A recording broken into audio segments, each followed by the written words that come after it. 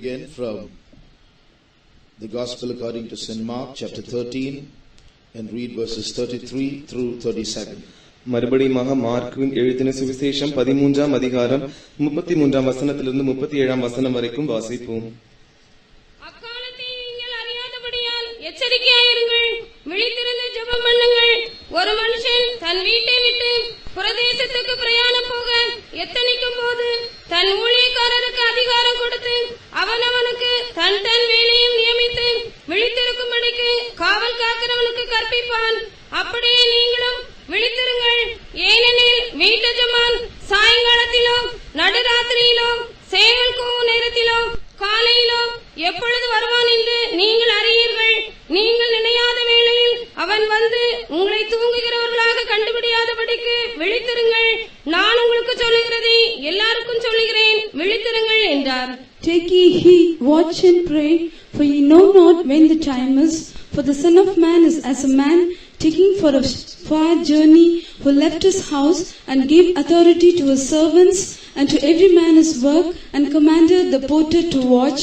Watch ye therefore, for ye know not when the master of the house cometh, at even, or at midnight, or at the cock crowing, or in the morning, lest coming suddenly he find you sleeping. And what I say unto you, I say unto all, watch. Praise the Lord. கர்த்தருக்கு ஸ்தோத்திரம். As most of you will know, the theme under which we are meditating on various parts of the scripture is the last days. உங்களில் அநேகர் அறிந்திருக்கிறபடி வேதத்தில் உள்ள அநேக பகுதிகளை நாம் கடைசி நாட்கள் என்கிறதான தலைப்பின் கீழ் படித்து வருகிறோம். We are trying to show you from Word of God and from the outside world that we are living in the last times. தேவனுடைய வசனத்திலிருந்தும் வெளியே இருக்கிறதான உலகத்திலிருந்தும் நாம் கடைசி நாட்களில் வாழ்கிறோம் என்கிறதை நாங்கள் உங்களுக்கு தெரிவிக்க விரும்புகிறோம். And I would like to emphasize again and again that we are not here just to give you some information. மறுபடியுமாக நான் வலியுறுத்தி கூறுவது என்னவென்றால், நாங்கள் உங்களுக்கு இங்கே சில தகவல்களை சொல்லும்படியாக இல்லை. We are here so that we can wake ourselves up. நம்மை நாமே எழுப்பி விடும்படியாக நாம் இங்கே காணப்படுகிறோம். When a man is sleeping, he is physically alive. ஒரு மனுஷன் தூங்கும்போது அவன் சரீர பிரகாரமாக உயிரோடு இருக்கிறான். Nevertheless, he is not conscious of the fact that he is sleeping. இருந்தாலும் தான் தூங்குகிறான் என்கிறதான உணர்வு அவனுக்கு இல்லாமல் இருக்கிறது. He is in a dream world, in another world, not realizing that he is sleeping on a bed. அவன் ஒரு கனவு உலகத்தில் காணப்படுகிறான், இன்னொரு உலகத்தில் காணப்படுகிறான், தான் ஒரு மெத்தையின் மேல் படுத்து தூங்குகிறதை உணராமல் இருக்கிறான். In the same way, many of us are spiritually asleep and we have gone into a dream world and we are living in a dream domain. அதே போலவே நம்மில் அநேகரும் ஆவிக்குரிய தூக்கத்தை அடைந்தவர்களாக, நித்திரை அடைந்தவர்களாக ஒரு கனவு உலகத்திற்குள் போயிருக்கிறோம். அது நாம் உணர்வில்லாதான ஒரு ராஜ்யத்திற்குள் நாம் போயிருக்கிறோம். We are living a life that is really trivial or unreal or which has no lasting value. உண்மையிலே நாம் வாழ்கிறதான இந்த வாழ்க்கையானது ஒரு அற்பமான வாழ்க்கையா இருக்கிறது, நிஜமற்றதான வாழ்க்கையா இருக்கிறது, நிலையற்றதான வாழ்க்கையா இருக்கிறது. So we have to wake up ourselves to realize how important these days are, how important we are, and how important this message is. இந்த நாட்கள் எவ்வளவு முக்கியமானவைகள், நாம் எவ்வளவு முக்கியமானவர்களாக இருக்கிறோம், இந்த பிரசங்கங்கள் எவ்வளவு முக்கியமா இருக்கிறது என்பதை நாம் உணர வேண்டிய நாட்கள் இந்த நாட்களாக இருக்கிறது. In these 5 verses that we read, we read the word watch 4 times. நாம் வாசித்ததான இந்த 5 வசனங்களிலும் விழித்திருங்கள் என்கிறதான இந்த பதமானது 5 முறை திரும்ப வருகிறது. So this word watch is very important, especially in our times. எனவே விழித்திருக்குதல் என்கிறதான இந்த பதமானது முக்கியமாக நம்முடைய நாட்களில் விசேஷித்ததான முக்கியமான ஒரு பதமாக இருக்கிறது. Why? ஏன்? Because the coming of the Lord is unannounced. ஏனென்றால் கர்த்தருடைய வருகையானது அறிவிக்கப்படாததான ஒன்றாய் இருக்கிறது. So we have to watch. எனவே நாம் விழித்திருக்கிறவர்களாய் காணப்பட வேண்டும். Secondly, the coming of the Lord lasts not for a day or for an hour but for a moment. இரண்டாவதாக கர்த்தருடைய வருகையானது ஒரு நாள் முழுவதும் காணப்படாது, ஒரு மணி நேரம் காணப்படாது, அது ஒரு நொடிப்பொழுதிற்கு மாத்திரம் காணப்படுகிறது. That's why we have to watch. அதற்காக நாம் விழித்திருக்கிறவர்களாய் இருக்க வேண்டும். Thirdly, if we are left behind because of our carelessness, the consequences are very terrible. மூன்றாவதாக நம்முடைய அஜாக்கிரதை நிமித்தமாக நாம் கைவிடப்படுவோம் என்றால் அது நிமித்தம் வருகிறதான விளைவுகள் மிகவும் பயங்கரமானதாக இருக்கும். That is why we have to watch. அதற்காக நாம் விழித்திருக்க வேண்டும். When we turn to Jeremiah chapter 8 and read verse 7, எரேமியா 8ஆம் அதிகாரம் 7ஆம் வசனத்தை நாம் வாசிப்போம் என்றால், ஆகாயத்தில் உள்ள நாரை முதலாய் தன் வேலை அறியும் காட்டுப்புறாவும் கொக்கும் தகைவிலான் குருவியும் தாங்கள் வரத்தக்க காலத்தை அறியும் என் ஜனங்களோ கர்த்தரின் நியாயத்தை அறியார்கள் என்று கர்த்தர் உரைக்கிறார் என்று சொல். Yea, the stork in the heaven knoweth her appointed times, and the turtle and the crane and the swallow observe the time of their coming, but my people know not the judgment of the Lord.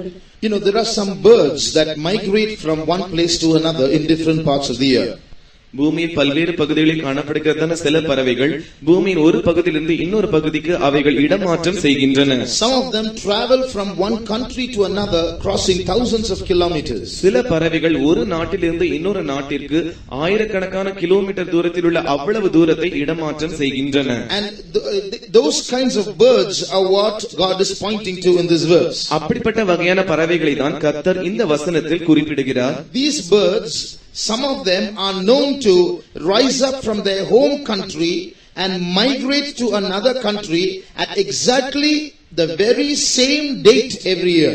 இவைகளில் இருக்கிறதான சில பறவைகள் தங்களுடைய சொந்த நாட்டிலிருந்து இன்னொரு நாட்டிற்கு புறப்பட்டு போகிறது. ஒவ்வொரு வருஷமும் அதே சரியான குறிப்பிட்ட தேதியில் அது புறப்பட்டு போகிறது. How? They don't have a calendar. எப்படி அவைகள் புறப்பட்டு போகிறது? அவைகளுக்கு நாட்காட்டி இல்லை. How is it that they get up the same, rise up at the same day every year? எப்படி அவைகள் ஒவ்வொரு வருஷமும் அதே குறிப்பிட்ட தேதியில் புறப்பட்டு இடமாற்றம் செய்கின்றது? And how is it that they don't lose their sense of direction when they have to travel thousands of kilometers? இப்படி ஆயிரக்கணக்கான கிலோமீட்டர் தூரத்துக்கு அவைகள் பிரயாணம் பண்ணும்போது எப்படி அது போக வேண்டியதான சரியான திசையை தவற விடாமல் இருக்கிறது? How is it that they reach the same place, same destination every year? ஒவ்வொரு வருஷமும் அதே குறிப்பிட்ட இடத்தை அது எப்படி போய் அடைகிறது? God has put it into them. He has built it into them. It's part of their instinct. தேவன் அவைகளுக்குள்ளாக அப்படிப்பட்டதான ஒரு உணர்வை அவைகளுக்குள்ளாகவே பிறவியிலேயே ஏற்படுத்தி வைத்திருக்கிறார். So just like God has put a sense of time and a sense of direction into them, அவைகளுக்குள்ளாக கர்த்தர் எப்படி காலத்தை அறிகிறதான உணர்வையும் திசையை அறிகிறதான உணர்வையும் வைத்திருக்கிறாரோ, God wants to put that sense of time and direction in our lives too. தேவன் அதே உணர்வாகிய திசையை அறிகிறதான உணர்வையும் காலத்தை அறிகிறதான உணர்வையும் நமக்குள்ளும் வைக்க வேண்டும் என்று விரும்புகிறார். In this verse we see a sad God expressing his grief over this fact: birds of the air, they know their time, but my people, they don't know that judgment is near. இந்த வசனத்தில் கர்த்தர் தம்முடைய துக்கத்தை தெரிவிக்கிறவராய் இருக்கிறார். ஆகாயத்தில் உள்ள பறவைகள் தங்கள் காலத்தை அறிகிறது, ஆனால் என்னுடைய ஜனமோ தன்னுடைய நியாயத்தை அறிகிறதில்லை, காலத்தை அறிகிறதில்லை என்று கூறுகிறார். In Tamil it's written, they don't know my justice. In English it's, they don't know my judgment. My judgment is near. Tamil வேதாகமத்தில் நியாயம் என்று எழுதப்பட்டிருக்கிறது, ஆங்கில வேதாகமத்தில் என்னுடைய காலம் என்று எழுதப்பட்டிருக்கிறது. Judgment, என்னுடைய நியாயத்தீர்ப்பு என்று எழுதப்பட்டிருக்கிறது. So God's judgment is very near. A global judgment is going to take place in this world, but people are living without such an awareness of this judgment. எனவே தேவனுடைய நியாயத்தீர்ப்பு மிகவும் சமீபத்தில் இருக்கிறது.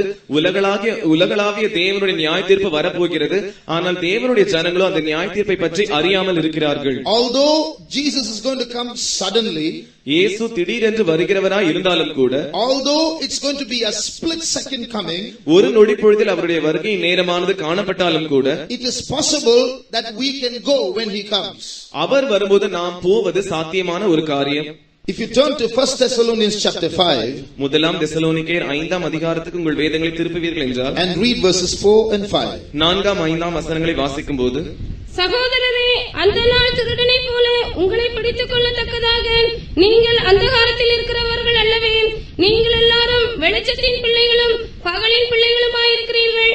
நாம் இரவுக்கும் இருளுக்கும் உள்ளானவர்கள் அல்லவே. But ye, brethren, are not in darkness, that day should overtake you as a thief.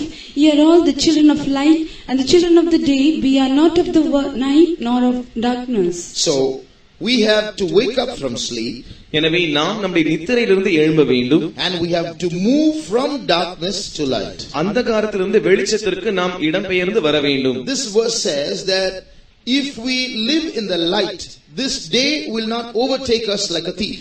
இந்த வசனம் இப்படி கூறுகிறது, நாம் வெளிச்சத்தில் வசிக்கிறவர்களாய் இருந்தால் அந்த நாள் நம்மை திருடனை போல பிடித்துக் கொள்ளாது. When do you know that a thief has invaded the house? ஒரு திருடன் ஒரு வீட்டிற்கு வந்து கைப்பற்றும்படியாய் வரும்போது When do you know? அதை நீங்கள் எப்பொழுது அறிவீர்கள்? You will know it only in the morning when you wake up. நீங்கள் காலையில் தூக்கத்திலிருந்து எழும்பும்போதுதான் அதை அறிந்து கொள்வீர்கள். In the same way, அதை போலவே in our spiritual life, நம்முடைய ஆவிக்குரிய வாழ்க்கையில் only after Jesus comes and go, many are going to wake up. இயேசு வந்து போய்விட்ட பிறகுதான் அநேகர் விழித்தெழும்ப போகிறார்கள். But that's going to be too late. ஆனால் அது அதிக தாமதமாகிவிடும். But it is possible to wake up before he comes so that we can go when he comes. ஆனால் அவர் வருவதற்கு முன்பாக நாம் எழும்புவது சாத்தியமான காரியமாய் இருக்கிறது. So there's a mist of darkness covering our hearts and minds, preventing us from realizing what the times are. காலங்கள் எப்படிப்பட்டவைகளாய் இருக்கிறது என்பதை நாம் அறிந்து கொள்ள முடியாதபடிக்கு நம்மேல் மேகமாகிய அந்தகாரமானது மூடி இருக்கிறது. So God's will these days is that mist of darkness must be removed from our minds and hearts so that we can see around clearly, so we can prepare ourselves for his coming. இந்த அந்தகாரத்தின் மேகமானது நம்முடைய மனதை விட்டும் நம்முடைய இருதயத்தை விட்டும் போகும்படியாக தேவன் விரும்புகிறார். அதன் மூலமாக அவருடைய வருகையின் காலங்களை நாம் அறிந்து அவருடைய வருகையில் காணப்பட வேண்டும் என்பதற்காக.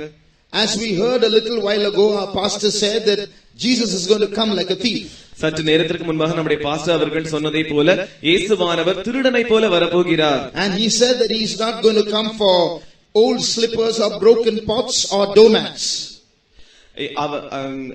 இயேசுவானவர் பழைய செருப்புகளை எடுக்கவோ இல்லாவிட்டால் உடைந்து போன பானை எடுக்கவோ இல்லாவிட்டால் முன்பாக இருக்கிறதான கால் விரிப்புகளை எடுக்கவோ அவர் வரப்போகிறதில்லை. Thief doesn't come to take cheap stuff, he wants precious things. அற்ப விலையுள்ள பொருட்களை எடுப்பதற்காக ஒரு திருடன் வருகிறதில்லை. Even so, among human beings there are people who are making themselves precious, and there are people who have made themselves cheap. அதே போல சில மனுஷர்களுக்காக சில ஜனங்கள் அவர்கள் தாங்களை விலையே பெற்றவர்களாக மாற்றிக் கொண்டிருக்கிறார்கள். ஆனால் சிலரோ தங்களை அற்பமானவர்களாக விலையற்றவர்களாய் மாற்றிக் கொண்டிருக்கிறார்கள். In God's sight we are all precious. தேவனுடைய பார்வையில் நாம் யாவரும் விலையேற பெற்றவர்கள். But many people are lowering their own values by living a life full of vanity. ஆனால் अनेक ஜனங்கள் தங்கள் வாழ்க்கையை ஒரு மாயை நிறைந்ததான வாழ்க்கை வாழ்வதின் மூலமாக தங்களை தாங்களே அவர்கள் அற்ப விலையுள்ளவர்களாய் மாற்றிக் கொண்டிருக்கிறார்கள். God's will about these days is that we should increase in our preciousness. எனவே நாம் நம்முடைய விலையேற பெற்றதான அந்த காரியத்தில் நாம் முன்னேற வேண்டும் என்று தேவன் விரும்புகிறார். If we are left behind, it's because we have lost our value. நாம் கைவிடப்பட்டு விட்டால் அதனுடைய காரணம் நாம் நம்முடைய மதிப்பை இழந்து விட்டோம் என்பதாகும். So God's will about these days is that we should sanctify ourselves and set ourselves apart so that we might grow in value before him. எனவே நம்மை பற்றி இந்த நாட்களில் தேவனுடைய சித்தம் என்னவென்றால் நம்மை நாமே வேறு பிரித்து அதன் மூலமாக நம்முடைய மதிப்பை காத்துக்கொள்ள வேண்டும் என்று தேவன் விரும்புகிறார். Now today we are going to see one or two more signs that point out to the fact that Jesus is coming not soon but very very soon. இன்றும் கூட விஞ்ஞானத்திலிருந்து நாம் இரண்டு உண்மைகளை பார்க்க போகிறோம். அதன் மூலமாக இயேசுவானவர் சீக்கிரமாய் வருகிறார் என்று அல்ல, அதி சீக்கிரமாய் வரப்போகிறார் என்று நாம் பார்க்க போகிறோம். One sign pointing to the coming of the Lord is the increase in the number of earthquakes these days. கர்த்தருடைய வருகைக்கு இருக்கிறதான ஒரு அடையாளம் என்னவென்றால் இந்த நாட்களில் பூமி அதிர்ச்சிகள் பெருகிக் கொண்டிருக்கிறது. You consider the word tsunami. Tsunami என்கிறதான அந்த வார்த்தையை எடுத்துக்கொள்ளுங்கள். 5 or 6 years ago, nobody in India, hardly anyone in India would have known, very few would have known that word. 5-6 வருஷங்களுக்கு முன்பாக இந்தியாவில் இந்த வார்த்தை குறித்து அநேகர் கேள்விப்பட்டது அரிதா இருக்கிறது, ஒருவரும் கூட அறிந்திருக்க மாட்டார்கள். But it is there, it was always there in the English dictionary. ஆனால் அது ஆங்கில அகராதியில் எப்பொழுதுமே காணப்படுகிறதான ஒரு வார்த்தையாய் இருக்கிறது. Overnight everyone in India knew what tsunami means. ஒரு இரவிற்குள்ளாக இந்தியாவில் இருக்கிறதான அத்தனை ஜனங்களும் சுனாமி என்றால் என்ன என்று அறிந்து கொண்டார்கள். Now a tsunami is caused by an earthquake under the sea. Tsunami என்று சொல்வது கடலுக்கு அடியில் வருகிறதான பூமி எதிர்ச்சி நிமித்தமாய் வருகிறதா இருக்கிறது. Earthquakes were known in so many other parts of the world, but now it's coming closer and closer, and we have witnessed in it in our country. பூமி எதிர்ச்சிகள் உலகத்தின் பல்வேறு பாகங்களில் வந்து கொண்டிருக்கிறது. ஆனால் இந்த பூமி எதிர்ச்சி நமக்கு வெகு அருகில் வந்துவிட்டபடியினால் நம்முடைய தேசத்திலும் அது சம்பவித்திருக்கிறது. I have with me a chart that points out, that is a bar chart pointing out the number of earthquakes that have been taking place in the past 1000 years. கடந்த 1000 வருஷங்களாக எத்தனை பூமி எதிர்ச்சிகள் வந்திருக்கிறது என்பதை பற்றியதான புள்ளி விவரத்தை நான் இப்பொழுது இந்த சார்ட்டில் வைத்திருக்கிறேன். 1000 years from 1000 AD how many earthquakes have been taking place this chart describes. கிமு 1000 வருஷத்திலிருந்து இன்றைய நாட்கள் வரைக்கும் எத்தனை பூமி அதிர்ச்சிகள் வந்திருக்கிறது என்பதை இந்த வரைபடம் தெரிவிக்கிறது. So 1000 AD to 1800 AD, the first 800 years, there were 21 earthquakes. கிபி 1000 ஆண்டு முதல் 2800 AD, 1800 வருஷம் வரைக்கும் 1000 பூமி அதிர்ச்சிகள் வந்திருக்கிறது. 21 earthquakes, major earthquakes. 21 பெரிய பூமி அதிர்ச்சிகள் வந்திருக்கிறது. That is 800 years, over a period of 800 years, from 1000 AD to 1800 AD, 21 major earthquakes have taken place. கிமு 1000 வருஷம் முதல் கிமு 1800 வரை இந்த 800 வருஷ கால இடைவெளியில் 21 பெரும்பான்மையான பூமி அதிர்ச்சிகள் வந்திருக்கிறது. Over the next 100 years, from 1800 AD to 1900 AD, 18 earthquakes have taken place. கிமு 1800 வருஷம் முதல் கிமு 1900 வருஷம் வரைக்கும் இடையே இருக்கிறதான இந்த 100 வருஷ இடைவெளியில் 18 பூமி அதிர்ச்சிகள் வந்திருக்கிறது. Over 800 years, 21 major earthquakes. Over the next 100 years, 18 major earthquakes. 800 வருஷ கால இடைவெளியில் 21 பூமி அதிர்ச்சிகள் வந்திருக்கிறது.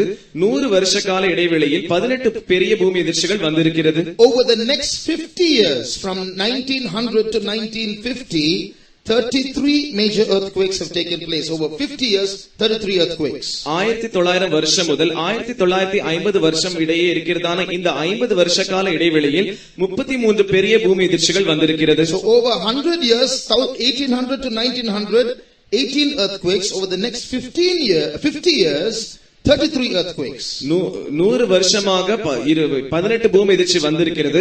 ஆனால் அடுத்த 50 வருஷத்தில் 33 பூமி அதிர்ச்சி வந்திருக்கிறது. Over the next 40 years, from 1950 to 1990, there have been 93 earthquakes. 1950 வருஷம் முதல் 1990 வருஷம் வரைக்கும் இடையே இருக்கிறதான இந்த 40 வருஷ கால இடைவெளியில் 90 பூமி அதிர்ச்சிகள் வந்திருக்கிறது. So you can see how quickly the number of earthquakes is on the increase. பூமி அதிர்ச்சிகள் எப்படி அதி சீக்கிரமாக பெருகிக் கொண்டிருக்கிறது என்பதை இந்த புள்ளி விவரம் நமக்கு தெரிவிக்கிறது. Now if you see last year alone in 2008, 2008 வருஷமாகிய கடந்த வருஷத்தில் மாத்திரம் நாம் பார்ப்போம் என்றால், counting all the major and minor earthquakes, எல்லா பெரிய பூமி அதிர்ச்சிகளையும் எல்லா சிறிய பூமி அதிர்ச்சிகளையும் நாம் கணக்கிடுவோம் என்றால், last year alone there were more than 30,000 earthquakes in the world.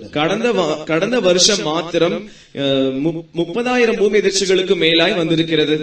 If you count the number of earthquakes on August 1st, August 2nd, August 3rd, that is yesterday, day before yesterday and the day before that, 2009.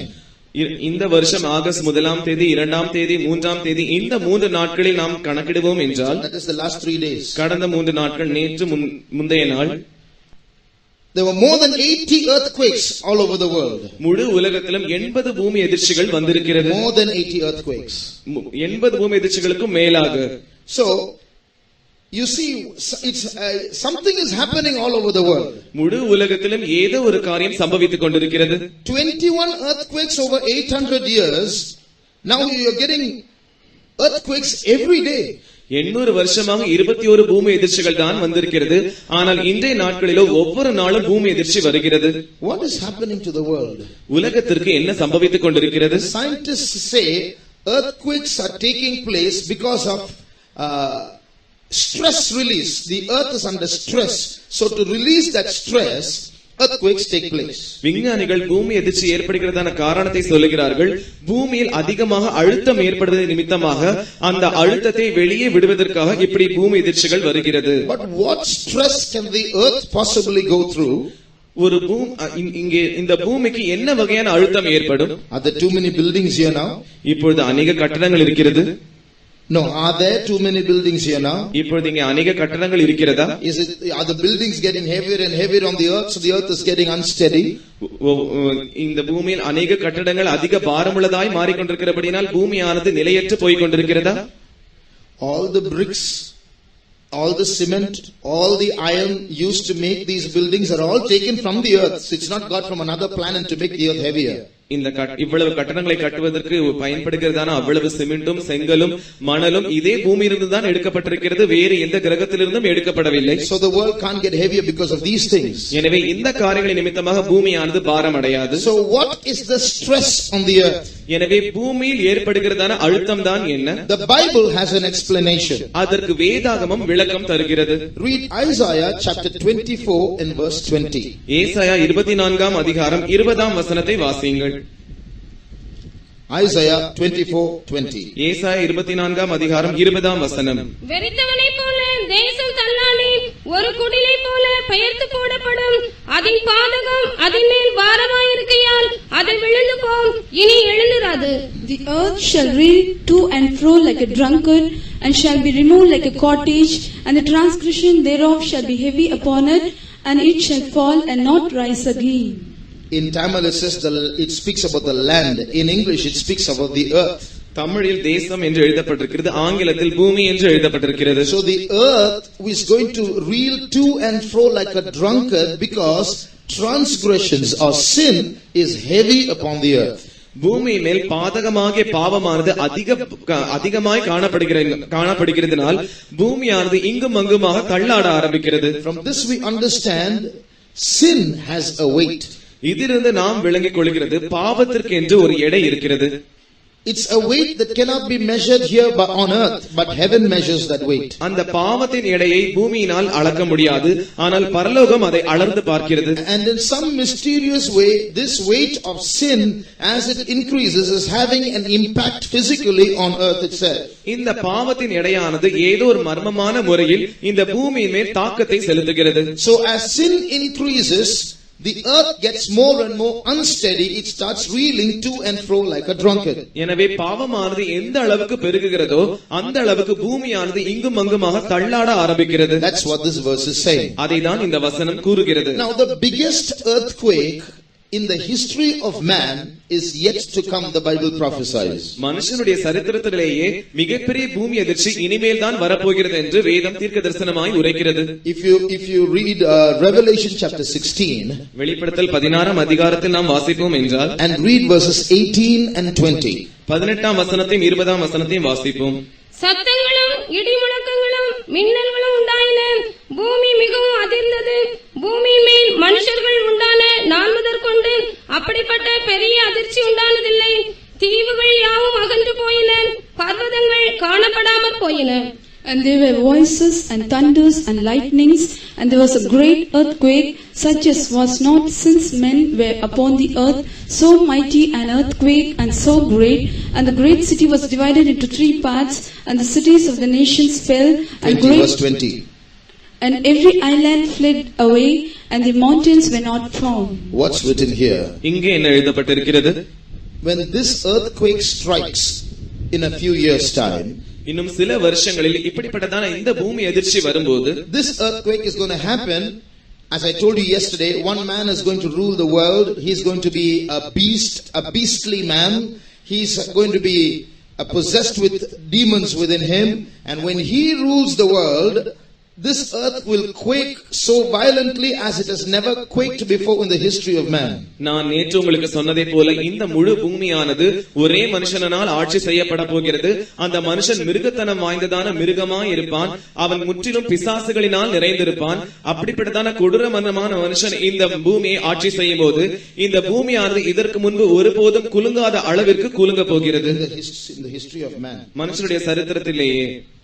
So now, when this earth quakes in a few years' time in the regime of the Antichrist, இந்த பூமி எதிர்ச்சியானது இன்னும் சில வருஷங்களில் அந்தி கிறிஸ்துவின் ராஜ்யத்தில் குலுங்க ஆரம்பிக்கும் போது, the Bible says, these verses that we just read said, islands were displaced. இப்பொழுது நாம் வாசித்ததான இந்த வசனம் இப்படி சொல்லுகிறது, தீவுகள் அகன்று போயின, mountains were not found. பர்வதங்கள் காணப்படாமற் போயின. Just imagine how terrible that earthquake will be, where islands are going to flee away and mountains are going to disappear. தீவுகள் அகன்று போவதும் பர்வதங்கள் காணப்படாமற் போவதுமாய் இருக்கிறதான இந்த பூமி எதிர்ச்சி இப்படி இருக்கும் என்றால் அது எவ்வளவு பயங்கரமானதா இருக்கும் என்று யோசித்து பாருங்கள். And the Bible says there was never such an earthquake since men were on the earth. வேதம் மேற்கொண்டு இப்படி சொல்லுகிறது, மனுஷர்கள் உண்டான நாள் முதற்கொண்டு அப்படிப்பட்ட பெரிய அதிர்ச்சி உண்டானதில்லை. So that earthquake is coming very soon. எனவே அந்த பூமி எதிர்ச்சி வெகு சீக்கிரத்தில் வந்து கொண்டிருக்கிறது. Now when we look at the history of earthquakes, we can always link it with sin. நாம் பூமி எதிர்ச்சிகளுடைய சரித்திரத்தை பார்க்கும்போது எப்பொழுதுமே அதை நாம் பாவத்தோடு கூட தொடர்புபடுத்தி, It does not say this is the biggest earthquake since the earth was made.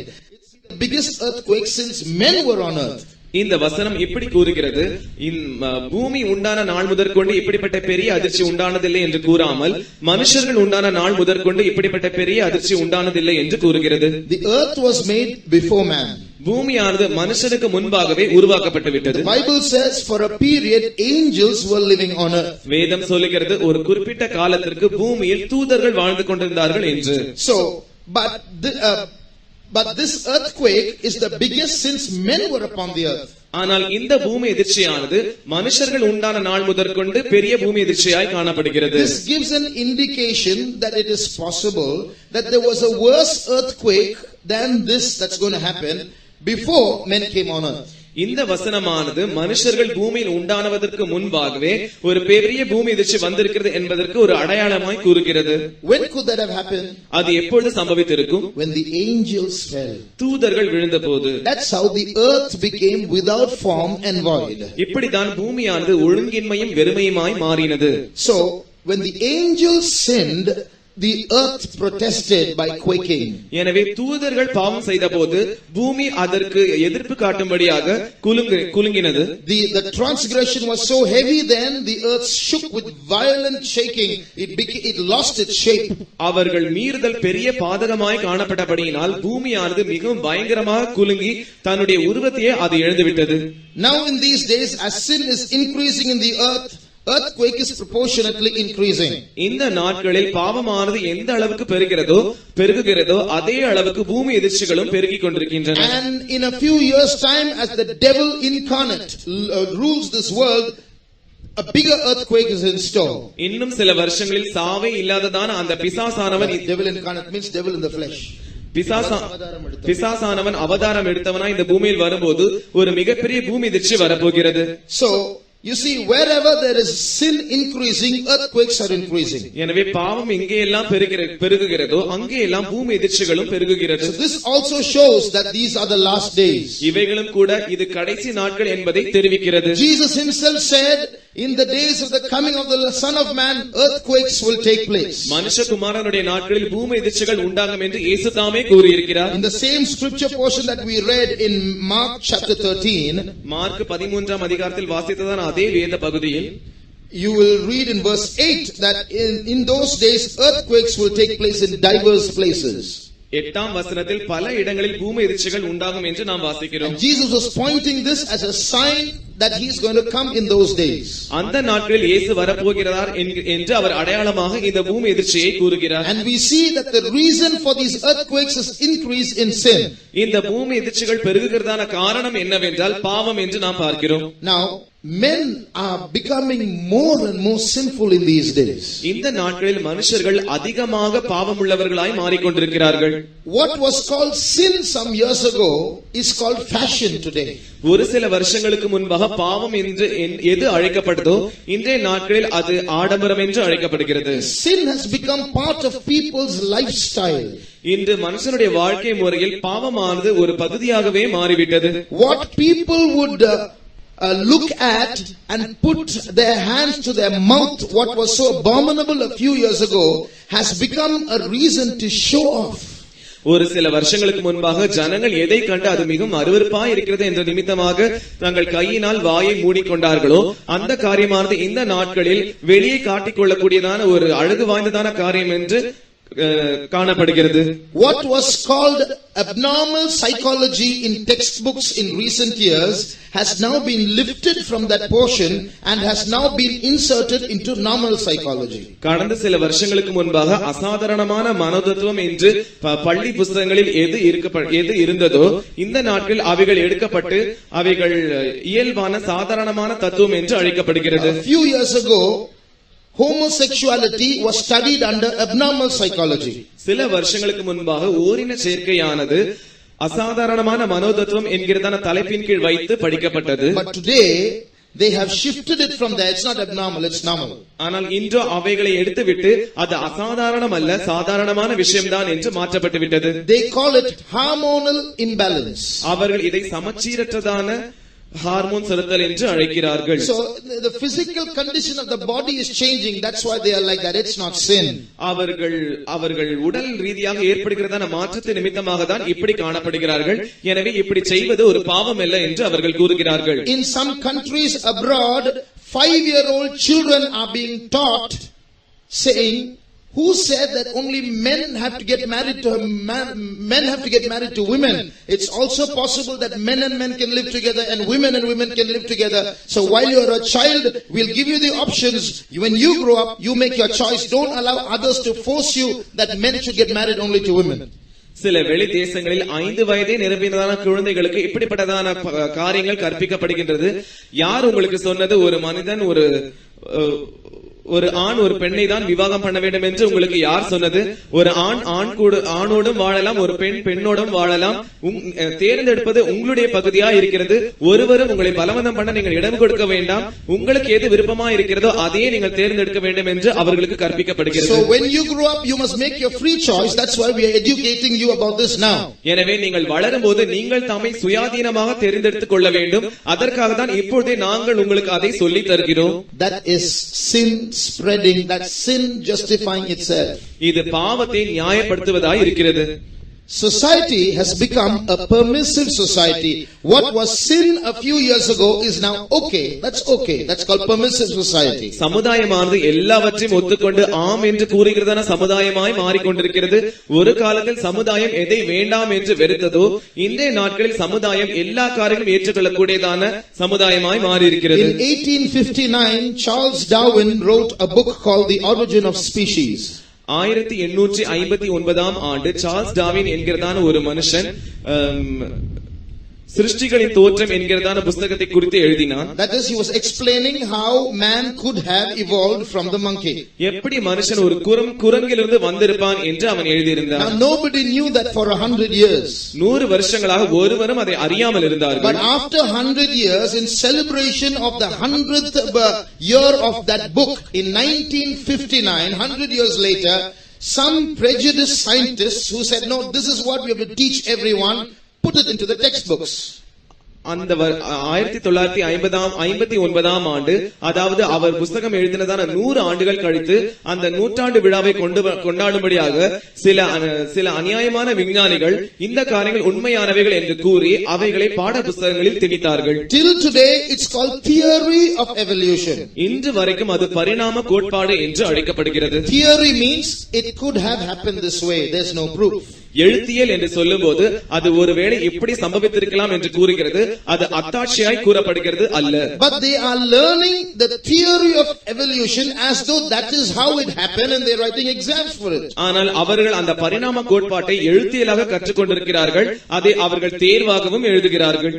Now what has happened as a result of this? இதன் காரணமாக என்ன விளைவு ஏற்பட்டிருக்கிறது? From 1959, people, young boys, young girls in America started learning this as though that was the truth, that man evolved from the monkey. 1959ஆம் வருஷம் முதல் அமெரிக்க தேசத்தில் இருக்கிறதான இளம் பையன்களும் பெண்களும் இப்படிப்பட்டதான காரியங்களை அவர்கள் படித்து மனிதன் குரங்கிலிருந்து தான் வந்தான் என்பதை ஏதோ உண்மையை போலவே அவர்கள் படித்தவர்களாய் இருந்தார்கள். Before I carry on, let me tell you this. நான் தொடர்ந்து போவதற்கு முன்பாக இப்பொழுது ஒன்றை சொல்ல விரும்புகிறேன். If I as a preacher say no, man did not evolve from a monkey, God created man, you may laugh at me.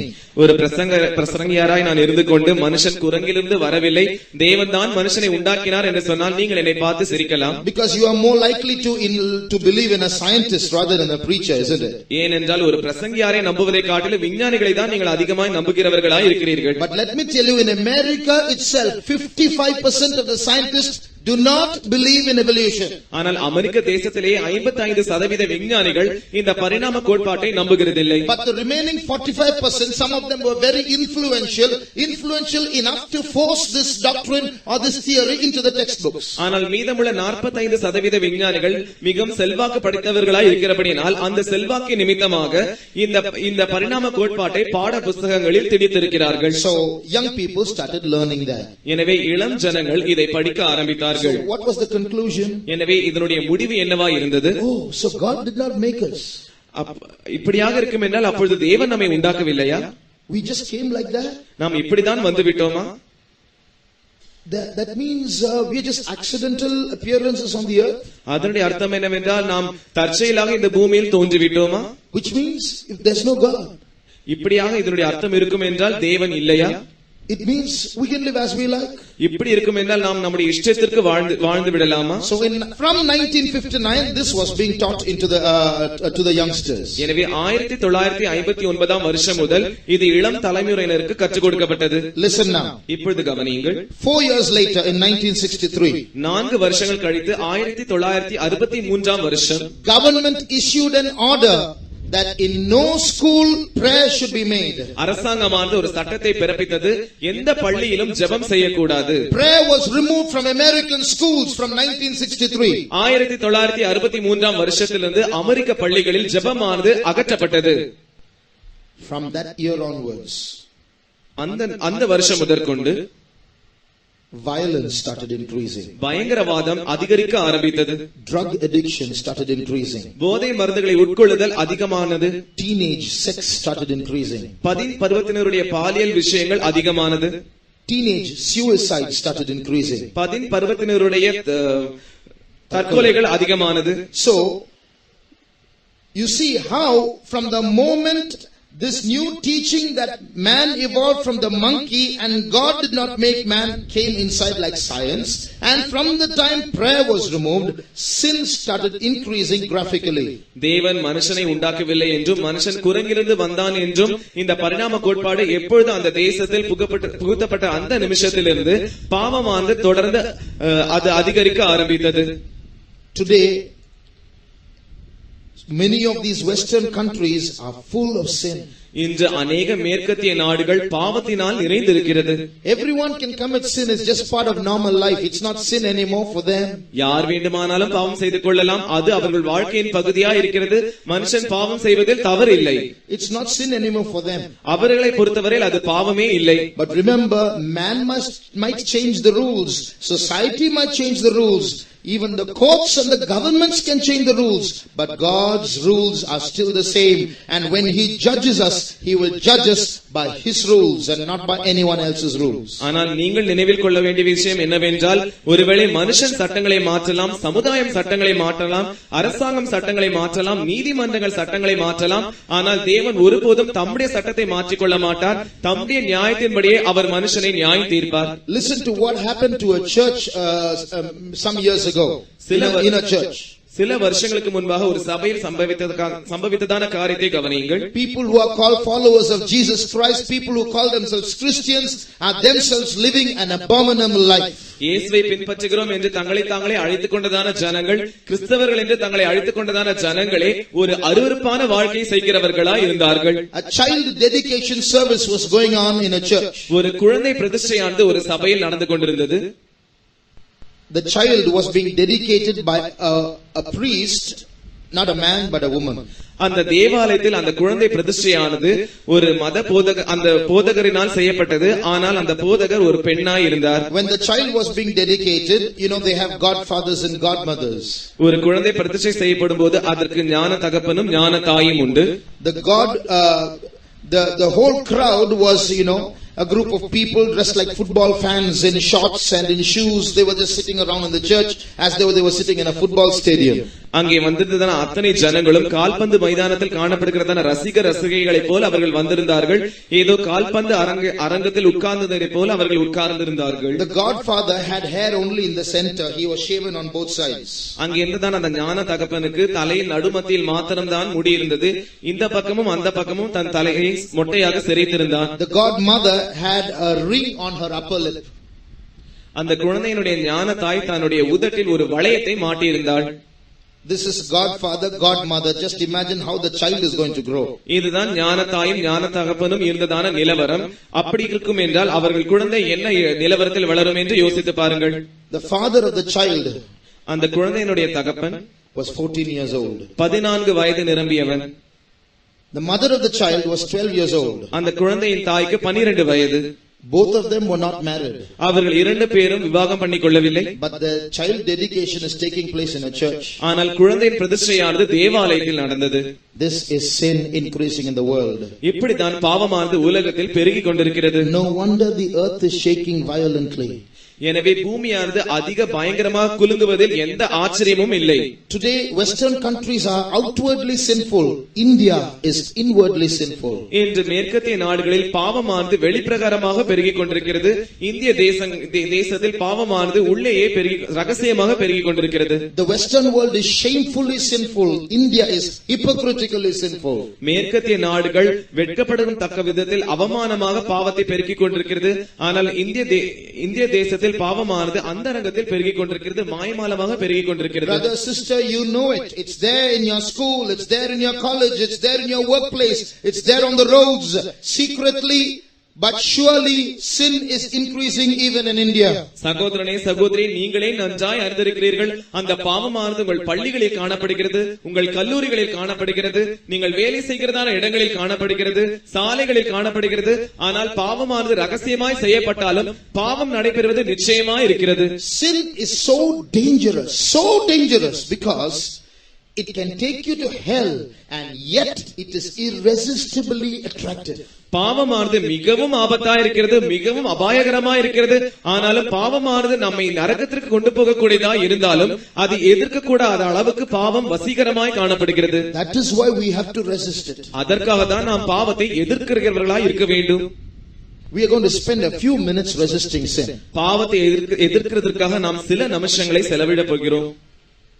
We must drive sin out of this country. இந்த தேசத்திலிருந்து பாவத்தை நாம் துரத்த வேண்டும். Western philosophies are coming inside the land. மேற்கத்திய தத்துவங்கள் தேசத்திற்குள் வந்து கொண்டிருக்கிறது. People are fighting and holding out banners to justify sin. ஜனங்கள் பாவத்தை நீதிகரிப்பதற்காக அவர்கள் எல்லா காரியங்களையும் செய்து கொண்டிருக்கிறார்கள். Adultery has become a lifestyle. விபச்சாரமானது வாழ்க்கை முறையாய் மாறிவிட்டது. More and more young people are entering into drinking and drug addiction. அநேக வாலிப ஜனங்கள் குடி பழக்கத்திலும் போதை பழக்கத்திலும் அடிமையாகி கொண்டிருக்கிறார்கள். Behind this is the work of a horde of evil spirits trying to destroy the human beings in the land. இவைகளுக்கு பண்பாக தேசத்தில் இருக்கிறதான மனுஷர்களை அழிக்கும்படியாக வேசித்தனத்தின் ஆவியானது கிரியை செய்து கொண்டிருக்கிறது. Evil spirits are going on in crores and crores, deceiving people and throwing them into hell. தீய ஆவிகளானது கோடிக்கணக்காக முழு உலகத்திலும் சென்று ஜனங்களை நரகத்திற்குள் தள்ளி கொண்டிருக்கிறது. Every minute 100 people, an average of 100 people are dying. ஒவ்வொரு நிமிஷமும் சராசரியாக 100 ஜனங்கள் மரிக்கிறார்கள். Just before I finish speaking these words, 2 or 3 people have died. இந்த வசனத்தை நான் பேசி முடிப்பதற்கு முன்பாக 2-3 பேர் மரித்து விட்டார்கள். Where have their souls gone? அவர்கள் ஆத்துமாக்கள் எங்கே போயிருக்கிறது? Many souls are landing into eternal hellfire. அநேக ஆத்துமாக்கள் நித்திய அக்கினிக்குள்ளாய் போய் கொண்டிருக்கிறது. Once they are there, no one will know it. They will never be able to come out. அவர்களால் ஒருபோதும் அங்கே இருந்து வெளியே வர முடியாது. They have gone there forever. அவர்கள் நித்திய காலமாய் அங்கே சென்று விட்டார்கள். Brother, sister, சகோதரனே சகோதரியே, the road to hell is very beautiful. நரகத்திற்கு போகிறதான சாலை மிகவும் அழகானதான சாலை. The entrance to hell is very beautiful. நரகத்தினுடைய முகப்பானது அழகானதான முகப்பாய் இருக்கிறது. The walls of hell are very beautiful. நரகத்தின் சுவர்கள் அழகானவைகளாய் இருக்கிறது. To call you and welcome you and the door will open and you'll go inside. When you're inside, the door will shut suddenly. You cannot come out. அவைகள் தொடர்ந்து உங்களை வரவேற்றுக் கொண்டே இருக்கும். நீங்கள் ஒருமுறை அதற்குள் பிரவேசித்து விட்டால் அந்த நரகத்தின் கதவுகள் அடைக்கப்படும். அதற்கு பிறகு ஒருபோதும் உங்களால் வெளியே வர முடியாது. It's only after that you will see the fire and the smoke and the brimstone and the demons and the weeping and the gnashing of teeth. அதற்கு பிறகுதான் நரகத்திற்குள் போன பிறகுதான் நீங்கள் அங்கே இருக்கிறதான புகையையும் அக்கினியையும் கந்தகத்தையும் பற்கடிப்பையும் அழுகையையும் காண்பீர்கள்.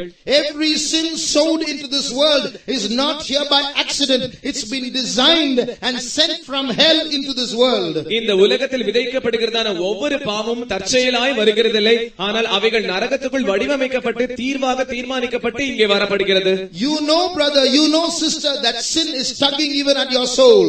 சகோதரனே சகோதரி, நீங்களே அறிந்திருக்கிறீர்கள், பாவமானது உங்கள் ஆத்துமாவை பிடித்து இழுத்துக் கொண்டிருக்கிறது. Can any human being sitting in this place say, I am never tempted? நான் இதுவரைக்கும் சோதிக்கப்படவே இல்லை என்று இங்கே இருக்கிறதான ஒரு மனுஷராவது சொல்ல முடியுமா? Every soul is tempted by sin. ஒவ்வொரு ஆத்துமாவும் பாவத்தினால் சோதிக்கப்படுகிறது. That's why we have to fight it or it will swallow us. அதற்காக தான் நாம் அதை எதிர்த்து போராட வேண்டும். இல்லாவிட்டால் அது நம்மை விழுங்கிவிடும். Shall we close our eyes? நாம் நம்முடைய கண்களை மூடுவோம். As sin is increasing in the land,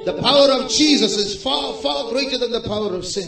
இயேசுவின் வல்லமையானது பாவத்தின் வல்லமை காட்டிலும் மிக பெரியதா இருக்கிறது. Therefore let us all praise God. அதற்காக நாம் யாவரும் தேவனை ஸ்தோத்திரம் பண்ணுவோம்.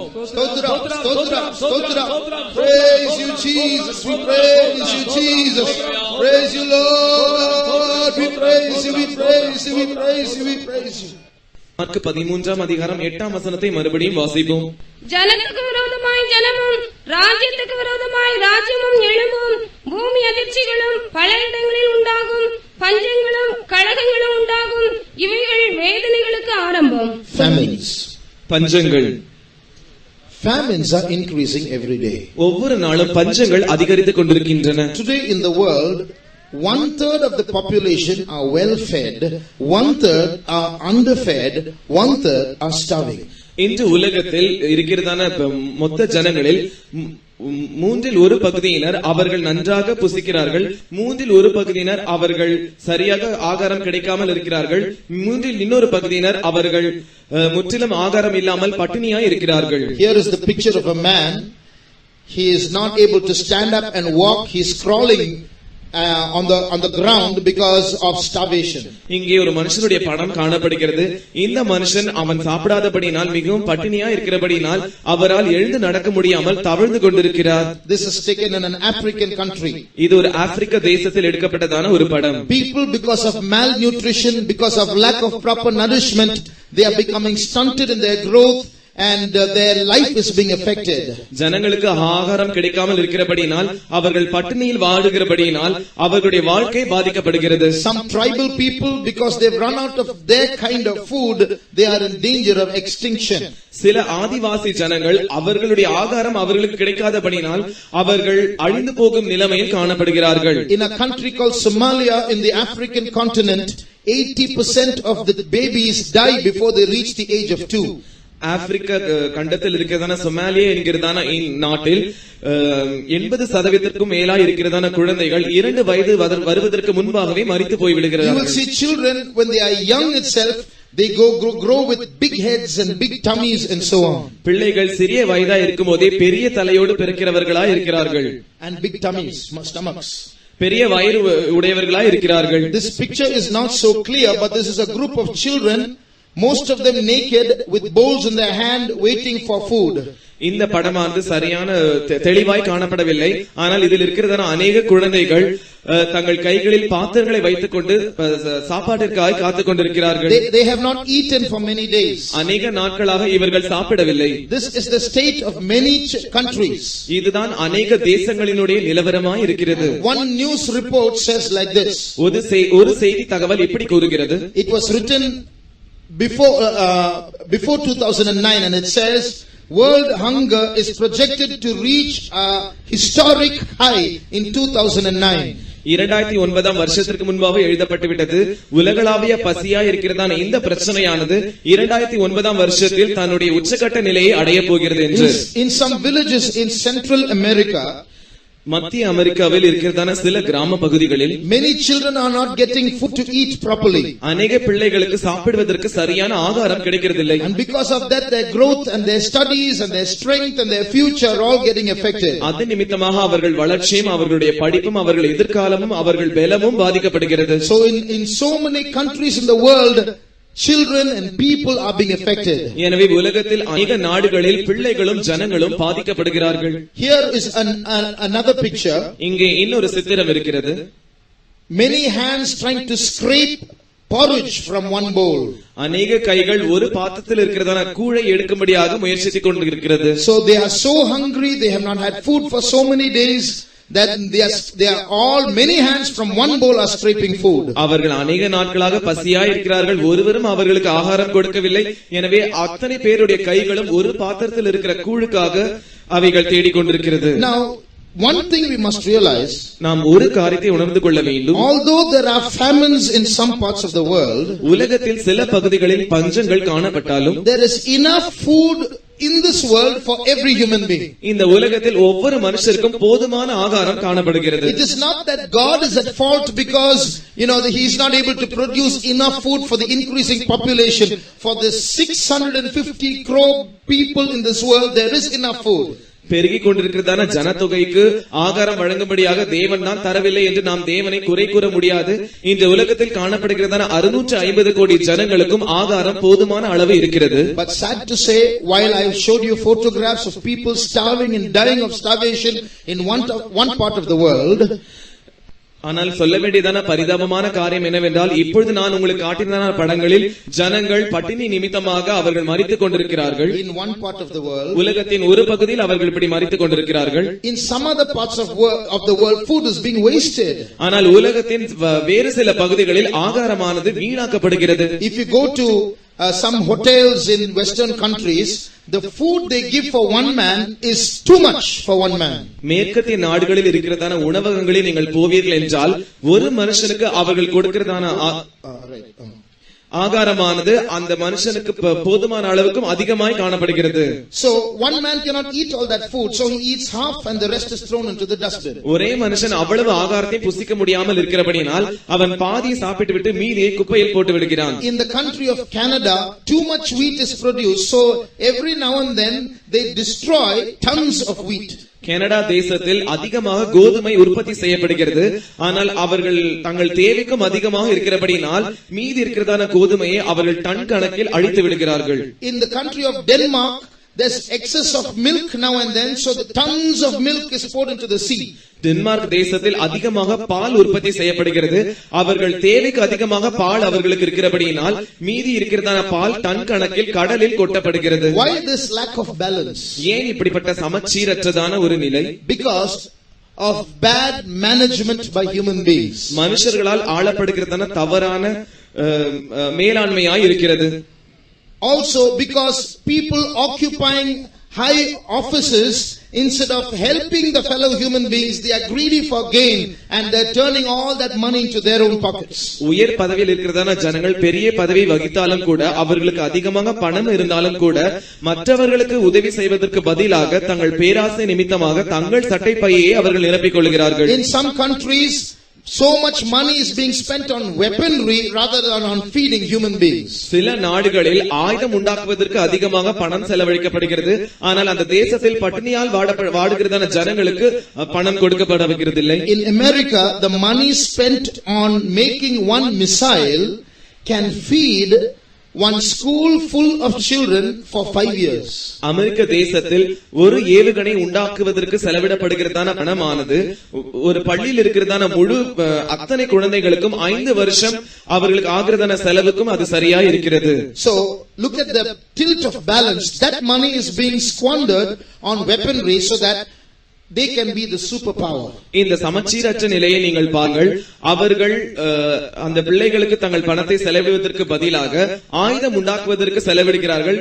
ஏனென்றால் நாங்கள் தான் ஆயுதத்தில் வல்லவர்கள் என்று மற்றவர்களுக்கு நிரூபிக்க வேண்டும் என்பதை நிமித்தமாக. Now this is going to get worse and worse. இது இன்னும் சற்று மோசமாகிக் கொண்டே போகிறது. Some predictions have been made that even in South Asia, famines are going to increase. தெற்கு ஆசியாவிலும் கூட பஞ்சங்கள் அதிகரிக்க போகிறது என்று சில முன் அறிவித்தல்கள் கூறுகிறது. And because of the current economic crisis, people don't have money to buy food because the price remains the same but their incomes are lowered.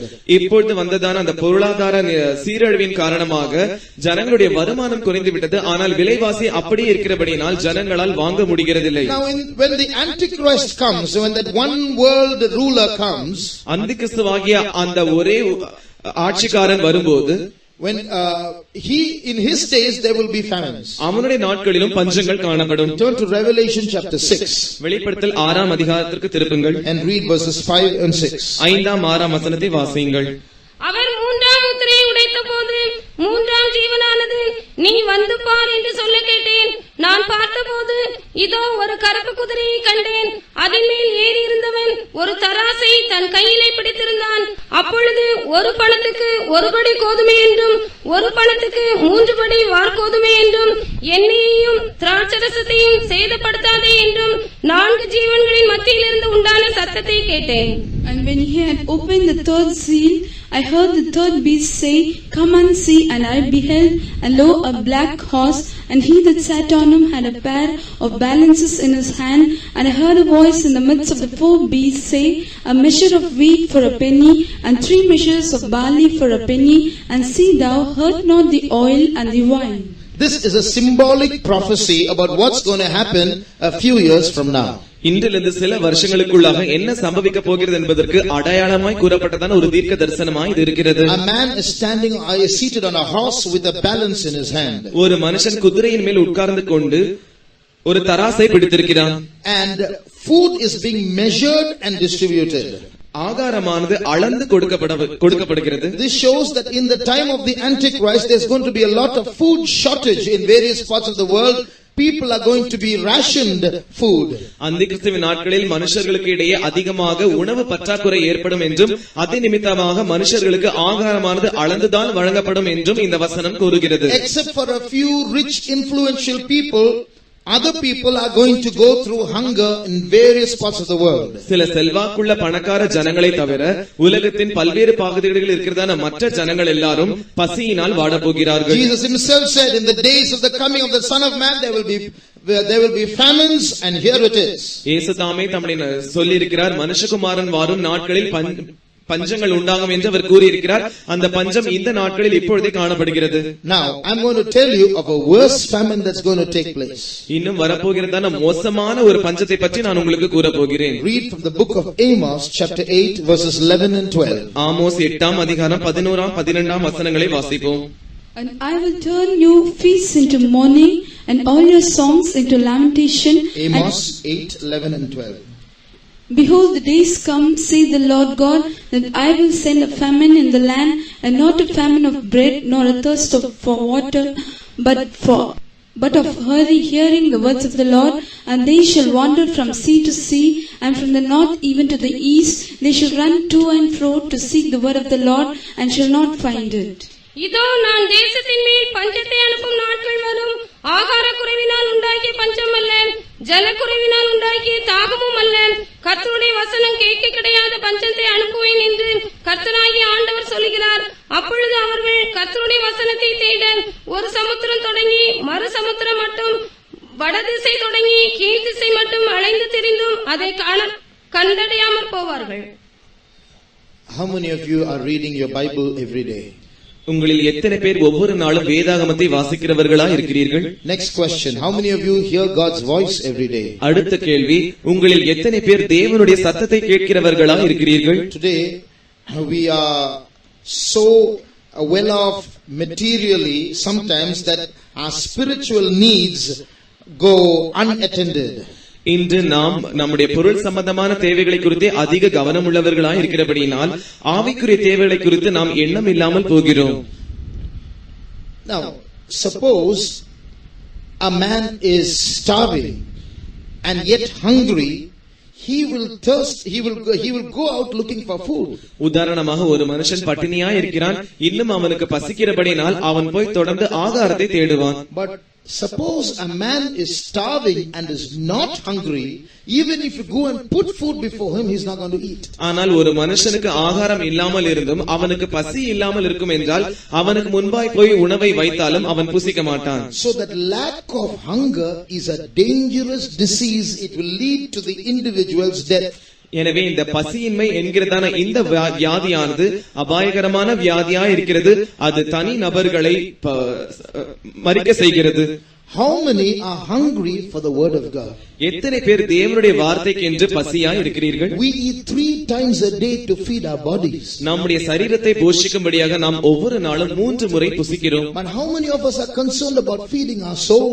ஆனால் எத்தனை பேர் நம்முடைய ஆத்மாவை போஷிப்பதில் உள்ளவர்களாய் இருக்கிறோம்? Is our soul hungry if it doesn't have its food? நம்முடைய ஆத்மா பசியாய் இருந்து அதற்கு ஆகாரம் கிடைக்காவிட்டால், is today if we don't hear God's voice, does our soul hunger and express its hunger? இன்று நாம் நம்முடைய ஆத்மாவானது தேவனுடைய சத்தத்தை கேட்கிறதில்லை, அதே நிமித்தமாக நமக்கு பசி உண்டாகிறதா? அதனுடைய உணர்வை நாம் தெரிவிக்கிறோமா? We don't hear God's voice for so many weeks. Some have never heard God's voice. Some don't care about the reading the Bible, and they are quite happy. That's very dangerous. If the soul is not hungry, it's deathly dangerous. அநேக வாரங்களாக நாம் தேவனுடைய வார்த்தையை கேட்கிறதில்லை.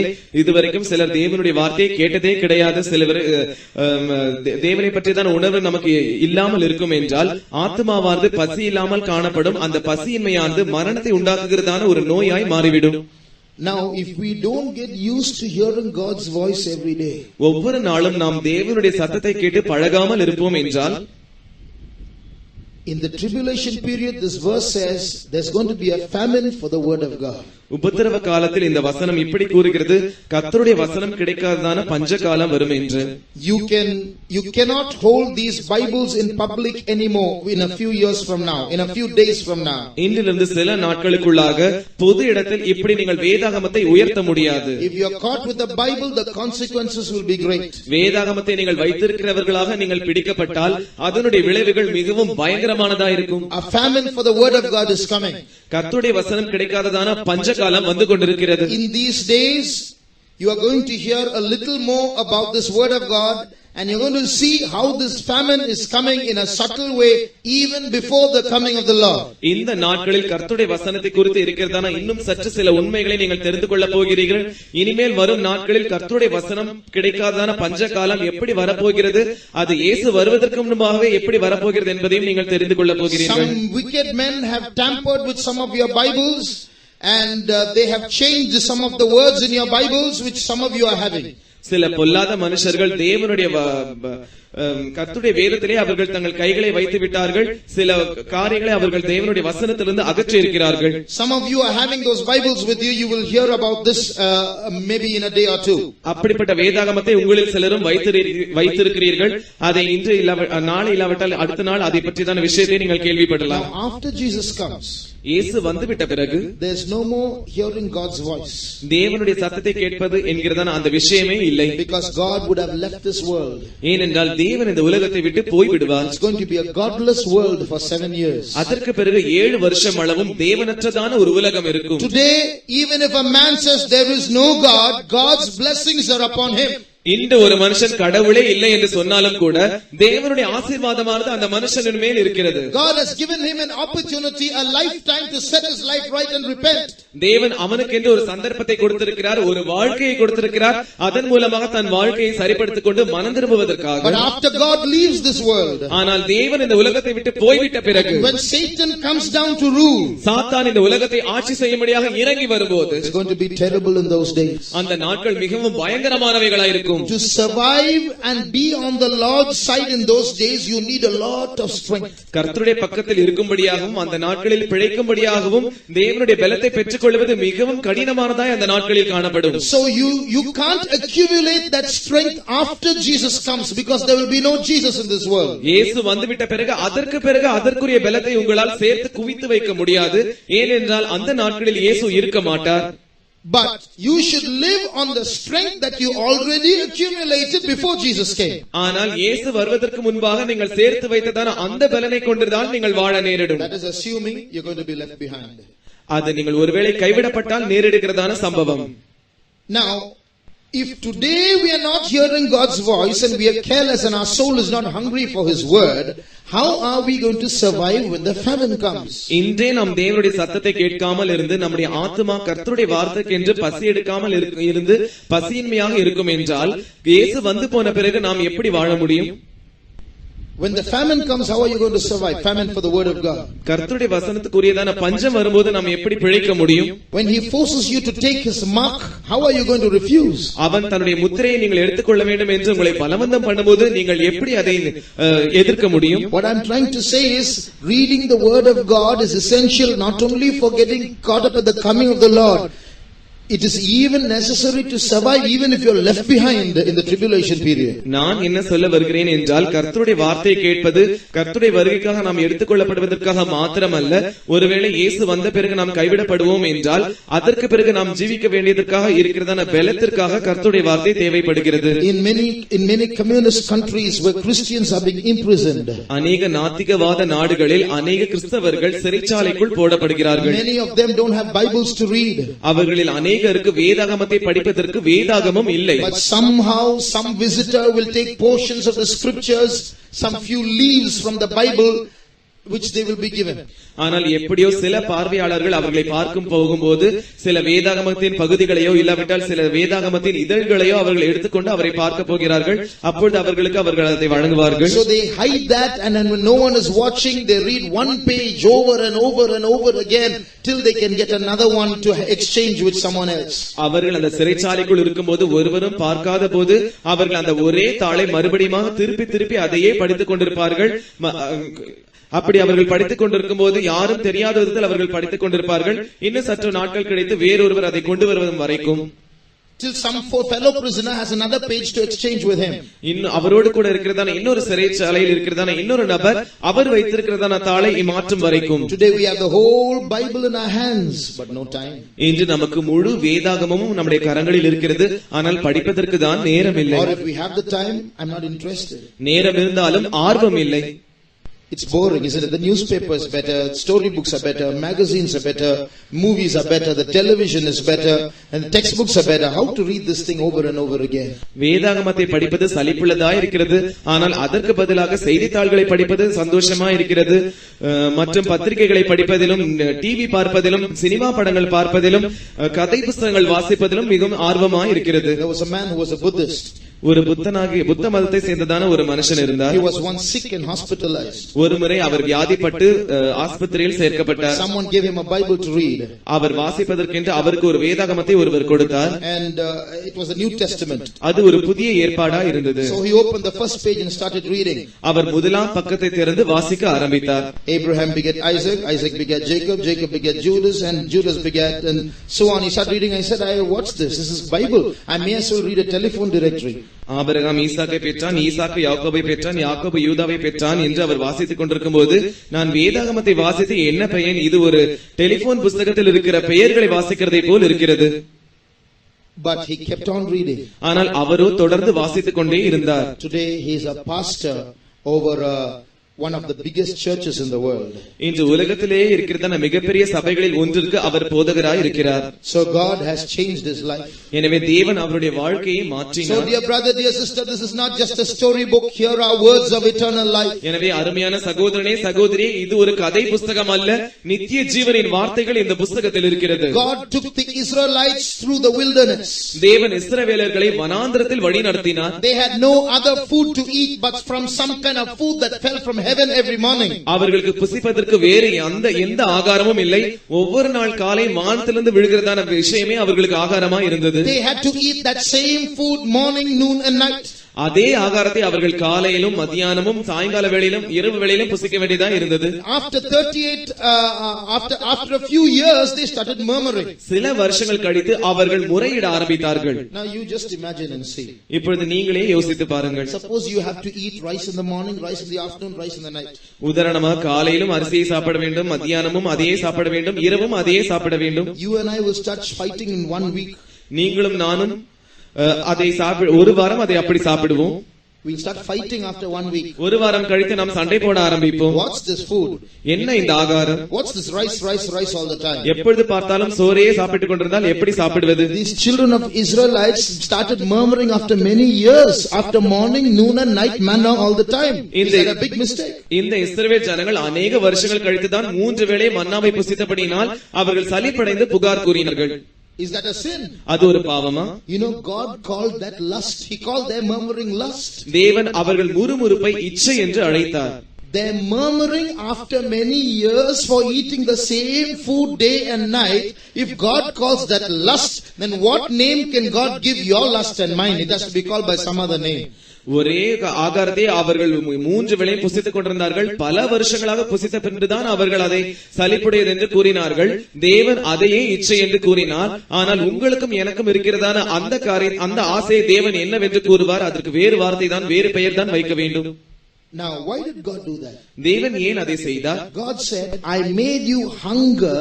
I made you eat that manna every day for 40 years. You know why? தேவன் கூறினார், நான் உங்களை பசியடைய வைத்தேன், அந்த மன்னாவை இரவும் பகலும் உங்களை புசிக்க வைத்தேன், 40 வருஷமளவும் அதை புசிக்க வைத்தேன். ஏனென்று உங்களுக்கு தெரியுமா? He did for two reasons. அவர் 2 காரணங்களுக்காக அதை செய்தார். So that man might realize he survives not only by physical food but by every word that comes out of the mouth of God. ஏனென்றால் அதன் மூலமாக மனுஷனானவன் எழுத்திற்குரிய ஆகாரத்தின் மூலமாக அல்ல, தேவனுடைய வாயிலிருந்து புறப்படுகிறதான ஒவ்வொரு வார்த்தையினாலும் பிழைக்க முடியும் என்று அவன் அறிந்து கொள்ள வேண்டும் என்பதற்காக. The second reason, இரண்டாவது காரணம், God foresaw another generation that was going to be born many years after, namely the New Testament church. அநேக வருஷங்கள் கழித்து பிறக்க போகிறதான ஒரு சந்ததியினராகிய தலைமுறையை தேவன் பார்த்தார். அதுதான் புதிய ஏற்பாட்டு சபை. And God said, I'm going to feed that New Testament church every morning through the word of God in their journey of life. And as a shadow, I'm taking these Israelites through the wilderness and giving them this manna every morning. அந்த புதிய ஏற்பாட்டு சபையை நான் ஒவ்வொரு நாளும் அவர்கள் காலையில் என்னுடைய மன்னாவினால் நான் ஆவிக்குரிய ரீதியாக தங்கள் வாழ்க்கை முழுவதும் அவர்களை இதை புசிக்க வேண்டும் என்பதற்காக அவர்களை போஷிக்க போகிறேன். அதற்கு நிழலாட்டமாக நான் இந்த இஸ்ரவேலரை வனாந்தரத்தின் வழியாக எடுத்து சென்று அவர்களை மன்னாவினால் போஷிக்கிறேன். God took them, poor folks, lakhs of them had to suffer eating that boring food every morning just because of us. தேவன் அந்த ஜனங்களை, அந்த லட்சக்கணக்காய் இருந்ததான ஜனங்களை நமக்காக அப்படிப்பட்டதான ஆகாரத்தை புசிக்க வைத்தாரா? Read Isaiah chapter 50 verse 5. ஏசாயா 50ஆம் அதிகாரம் 5ஆம் வசனத்தை வாசியுங்கள். கர்த்தராகிய ஆண்டவர் என் செவியை திறந்தார், நான் எதிர்க்கவும் இல்லை, நான் பின்வாங்கவும் இல்லை. Read verse 4, sorry. 4ஆம் வசனம். Isaiah 50 verse 4. ஏசாயா 50ஆம் அதிகாரம் 4ஆம் வசனத்தை வாசியுங்கள். இளைப்படைந்தவனுக்கு சமயத்துக்கு ஏற்ற வார்த்தை சொல்ல நான் அறியும்படிக்கு கர்த்தராகிய ஆண்டவர் எனக்கு கல்விமானின் நாவை தந்தருளினார். காலைதோறும் என்னை எழுப்புகிறார், கற்றுக்கொள்ளுகிறவர்களைப் போல நான் கேட்கும்படி என் செவியை கவனிக்க செய்கிறார். He wakes me every morning to make my ears hear. என்னுடைய காதுகளில் நான் கேட்கும்படியாக காலை தோறும் அவர் என்னை எழுப்புகிறார். So every morning, early in the morning, first thing in the day, before we go to work, before we write our exams, before we sit up and study, before we have our morning coffee, before we even brush our teeth, we must hear God's voice. ஒவ்வொரு நாள் காலையும் நாம் வேறு வேலையை தொடங்குவதற்கு முன்பாக, நாம் எழுந்து படிப்பதற்கு முன்பாக, நம்முடைய தேர்வுகளுக்காக படிப்பதற்கு முன்பாக, நாம் காஃபி குடிப்பதற்கு முன்பாக, நம்முடைய பல் தேய்ப்பதற்கு முன்பாக நாம் முதலாவது தேவனுடைய வார்த்தையை கேட்க வேண்டும். When we wake up, we should wake up with the voice of God. நாம் எழும்பும்போது தானே தேவனுடைய வார்த்தையோடு கூட எழும்ப வேண்டும். That's the manna for a child of God. அதுதான் ஒரு தேவனுடைய பிள்ளைக்கு என்று இருக்கிறதான மன்னா. Why early in the morning? ஏன் காலையிலேயே?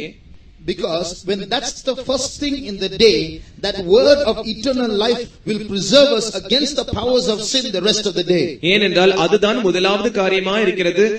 முழு நாட்களிலும் நாம் பாவத்தை எதிர்க்க வேண்டியதான அந்த காரியத்திற்கு இந்த தேவனுடைய வார்த்தை தான் உதவி செய்கிறது. So when we hear the voice of God early in the morning, He will help us to live a victorious life through the day. எனவே அதிகாலையிலேயே நாம் தேவனுடைய வார்த்தை கேட்கிறவர்களாய் இருப்போம் என்றால் அந்த நாள் முழுவதும் நாம் ஒரு ஜெயகரமான ஜீவனம் செய்வதற்கு அது உதவி செய்யும். A famine is coming. ஒரு பஞ்சம் வந்து கொண்டிருக்கிறது. You're not going to have Bibles in the world anymore. இதற்கு பிறகு உலகத்தில் வேதாகமங்கள் இருக்க போகிறது. Every Bible in this world is going to be destroyed. இந்த உலகத்தில் இருக்கிற ஒவ்வொரு வேதாகமும் அழிக்கப்பட போகிறது. And if you have a Bible in your hand, woe unto you. அந்த நாட்களில் நீங்கள் வேதாகமத்தை வைத்திருப்பீர்கள் என்றால் உங்களுக்கு ஐயோ. Before that day comes, before that famine comes, let's read the word of God. அந்த நாள் வருவதற்கு முன்பாக, அந்த பஞ்சம் வருவதற்கு முன்பாக நாம் தேவனுடைய வார்த்தையை படிப்போமாக. Shall we close our eyes? நாம் நம்முடைய கண்களை மூடுவோம். Let's make a determination today. இன்று நாம் ஒரு தீர்மானத்தை செய்வோம். Lord, I will give honor to your word. ஆண்டவரே, நான் உம்முடைய வார்த்தைக்கு கனம் கொடுக்கிறேன். Every morning I will read the scriptures before setting out for my other duties. ஆண்டவரே, என்னுடைய மற்ற வேலைகளை நான் ஆரம்பிப்பதற்கு முன்பாக முதலாவது உம்முடைய வார்த்தைக்கு நான் முக்கியத்துவம் கொடுக்கிறேன். I want to hear your voice, Lord, first thing in the day. ஆண்டவரே, நாளில் முதலாவது விஷயமாக நான் உம்முடைய சத்தத்தை கேட்க வேண்டும். How sweet is the voice of God. தேவனுடைய சத்தமானது எவ்வளவு இனிமையாய் இருக்கிறது. How powerful is the voice of God. தேவனுடைய சத்தமானது எவ்வளவு வல்லமை உள்ளதா இருக்கிறது. It has the power to get us connected with heaven. அந்த வல்லமையானது பரலோகத்தோடு கூட தொடர்புடையதா இருக்கிறது. No, it has the power to get us connected with heaven. நாம் பரலோகத்தோடு கூட தொடர்பு ஏற்படுத்தும்படியாக அந்த வல்லமை, அந்த தேவனுடைய வார்த்தைக்கு வல்லமை இருக்கிறது. All those who say from tomorrow onwards I am going to read the word of God regularly. நாளை முதற்கொண்டு நான் கர்த்தருடைய வார்த்தையை தொடர்ந்து படிப்பேன் என்று சொல்லுகிறதான யாவரும், all those who say, Lord, I want my ears tuned to hear your voice every morning. ஆண்டவரே, ஒவ்வொரு நாளும் உம்முடைய சத்தத்தை கேட்கும்படியாக என்னுடைய காதுகளை திருப்பி வைக்க வேண்டும் என்று சொல்லுகிற யாவரும், that verse we read in Isaiah 54 in English says, He wakes my ear. ஏசாயா 50ஆம் அதிகாரம் 4ஆம் வசனத்துடைய ஆங்கில வேதாகமத்தில் அவர் என்னுடைய செவிகளை எழுப்புகிறார் என்று So எழுதப்பட்டிருக்கிறது. he wakes not only us, he wakes our ears as well. அவர் நம்மை மாத்திரம் எழுப்பி விடுகிறதில்லை, நம்முடைய செவிகளையும் அவர் எழுப்புகிறார். How many want your ears woken up in the morning? எத்தனை பேருடைய செவிகள் காலையிலே எழும்ப வேண்டும் என்று How விரும்புகிறீர்கள்? many want to hear the word of God in the morning? எத்தனை பேர் தேவனுடைய வார்த்தையை நான் கேட்க வேண்டும் என்று விரும்புகிறீர்கள்? Make a resolution to honor his word. அவருடைய வார்த்தையை கனப்படுத்தும்படியாக நீங்கள் ஒரு தீர்மானத்தை எடுங்கள். He is not going to cast pearls before swine. அவர் முத்துக்களை பன்றிகளுக்கு முன்பாக போட மாட்டார். But if you value his word, he will feed you with his word. நீங்கள் அவருடைய வார்த்தையை கனப்படுத்தினால் அவர் தம்முடைய வார்த்தையினால் உங்களை போஷிப்பார். Your soul shall be fat and flourishing. உங்கள் ஆத்துமானது செழிப்பாயும் புஷ்டியுள்ளதாயும் இருக்கும். And he will see beauty in your soul because it is fed with eternal life. உங்கள் ஆத்துமாவானது அழகுள்ளதாய் இருக்கும், ஏனென்றால் அது நித்திய ஜீவனினால் போஷிக்கப்படுகிறது. When he appears very soon, அவர் அதிசீக்கிரத்தில் வெளிப்படும் போது it is that soul that he is going to see. அந்த ஆத்துமாவை தான் அவர் பார்க்க Those போகிறார். who say, I'm going to honor his word from now on, lift up your right hands. இன்று முதற்கொண்டு நான் கர்த்தருடைய வார்த்தையை மதிக்கப் போகிறேன் என்று சொல்லுகிற யாவரும் தங்கள் கரங்களை I உயர்த்துங்கள். will read his word every morning. Those who say it, so lift up your right hands. ஒவ்வொரு நாள் காலை நான் அவருடைய வார்த்தையை படிப்பேன் என்று சொல்லுகிறவர்கள் உங்கள் கரங்களை உயர்த்துங்கள். May God forgive us for our past negligence. நம்முடைய கடந்த கால அஜாக்கிரதைக்காக தேவன் தாமே நம்மை மன்னிப்பாராக. And may God provide you the grace to honor his word from today onwards. இன்று நாள் முதற்கொண்டு அவருடைய வார்த்தையை கனப்படுத்தும்படியாக தேவன் தாமே நமக்கு கிருபை தருவாராக. Jesus is coming soon. இயேசுவானவர் சீக்கிரம் வருகிறார். May God help us. தேவன் தாமே நமக்கு உதவி செய்வாராக. சோத்திரம் பண்ணுங்கள். சோத்திரம் சோத்திரம் சோத்திரம் சோத்திரம் சோத்திரம் சோத்திரம் சோத்திரம் சோத்திரம் சோத்திரம் சோத்திரம். இந்த இரவில் நமக்கு ஒரு நல்ல ஆலோசனை வெளிப்படுத்தினார். அதுக்காக சோத்திரம் சோத்திரம் சோத்திரம் சோத்திரம் சோத்திரம் சோத்திரம் சோத்திரம். எல்லாவற்றும் நாம் ஜெயத்தை பெற்று ஜெயாளிகளாய் மாற பரலோகத்துக்கு நம்மை ஆயத்தப்படுத்த கர்த்தர் உதவி செய்வார். சோத்திரம் சோத்திரம் சோத்திரம் சோத்திரம் சோத்திரம். ஜெயம் பண்ணுங்கள். அன்பும் மகா இரக்கமும் தயவுள்ளதான எங்க நல்ல பிதாவே, உம்மை நன்றியோடு கொண்டு துதிக்கிறோம். சத்தியத்தை அறிவீர்கள், சத்தியம் உங்களை விடுதலையாக்கும் என்று நீர் சொன்னீர்.